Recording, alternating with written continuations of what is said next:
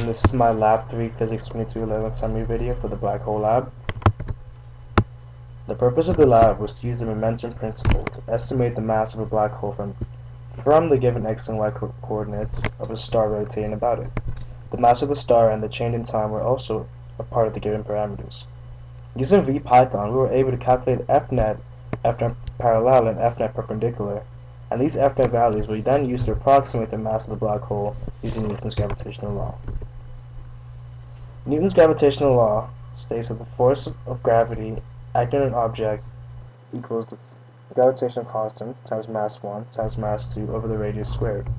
Using this formula, I was able to obtain the mass of my black hole as 3.0622 times 10 to the 31 kilograms. The given parameters for this lab were the position data, which was stored in a file called stardata.csv, the mass of the star, which was given as 1.989 times 10 to the 30 kilograms, the time step or change in time, which was 86,400 seconds. This is also known as seconds in a day. We were also given the black hole position, which was 2.00 times 10 to the 10 meters in the x direction, 2.00 times 10 to the 10 meters in the y direction, and 0 meters in the z direction.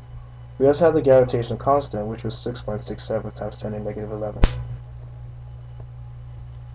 Now, if you look at the Python code, the first step was to set the visualization for the computer model. We put in the visuals for the star, the black hole, and 3 arrows. The first arrow represents the FNet and is colored yellow. The second arrow represents the FNet perpendicular component and is colored blue. And the third arrow represents the parallel component of FNet and is colored black. Then we put in the system properties or the initial conditions that were given. The star's mass, which is 1.9890 times 10 to the 30, as stated earlier, and the change in time, which is 86,400 seconds. The first while loop in the Python code calculates the velocity of the moving star. Using the formula v equals r final minus r initial over delta t, we can calculate the velocity of the star at a certain point. Using the while loop, we can iterate through the position values given in the stardata.csv file to obtain the velocity of the star.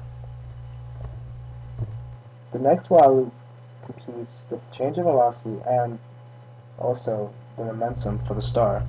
The momentum is given as the mass times the velocity and is shown in this Python code here. Here we calculate the initial momentum, which is star.m times v dash initial, and the p final, which is star.m times the final velocity. We also calculate the change in velocity and the change in momentum, which is simply the p final minus p initial. The next step was then to calculate the parallel and perpendicular forces acting on the star, as well as the FNet. Since for this lab we're under the assumption that only one force is acting on the star, which is the force of the black hole on the star. The FNet for this system would be dp/dt parallel plus dp/dt perpendicular, which are the parallel and perpendicular forces, or the parallel and perpendicular change in momentum forces acting on the star.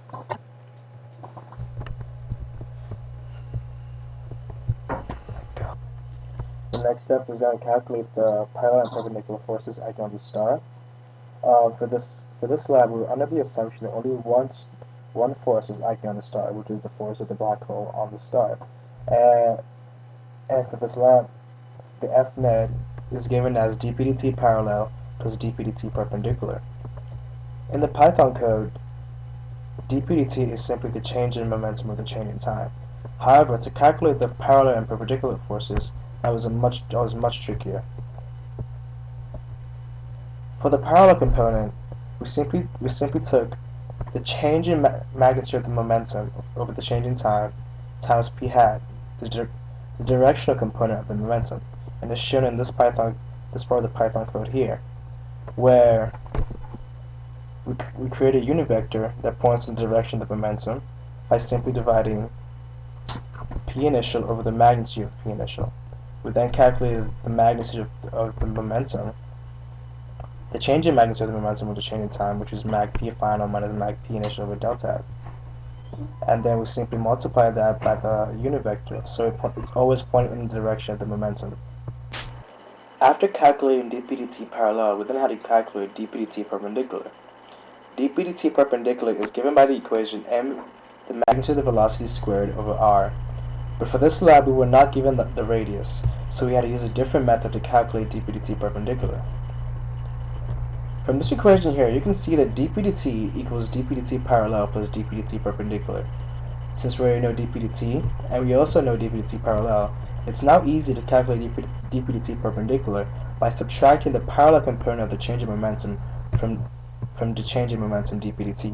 And this is shown in this code here, where dp/dt equals dp/dt minus dp/dt parallel. Once I had found the parallel and perpendicular components for the change in momentum, I then proceeded to calculate the mass of the black hole.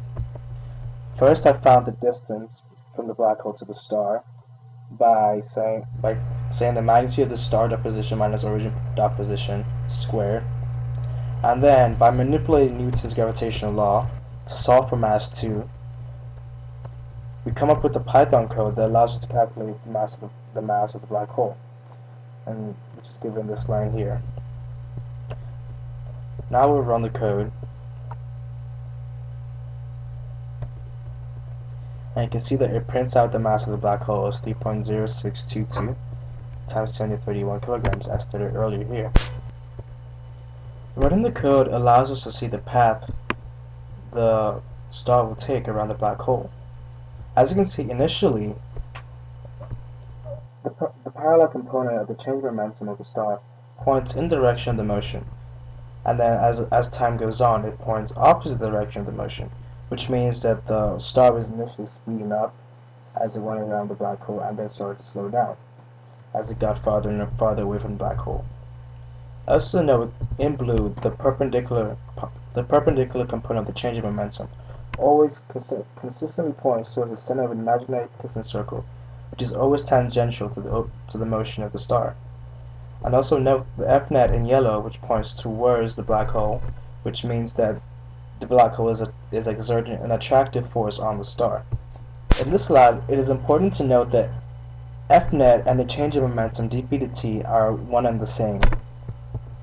From the equation of impulse, delta p equals F-net times delta t, which you can rearrange as F-net equals delta p over delta t, which is the same as dp over dt, proves that F-net and dp/dt are the exact same quantity.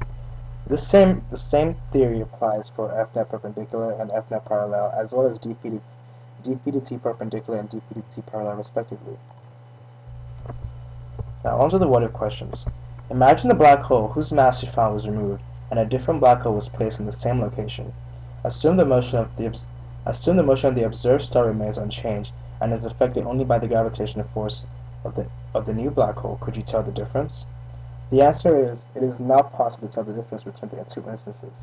Since the given data still remains the same, the computer model for the new black hole will look exactly the same as the previous one, and the given parameters still remain unchanged. I would obtain exactly the same mass as before.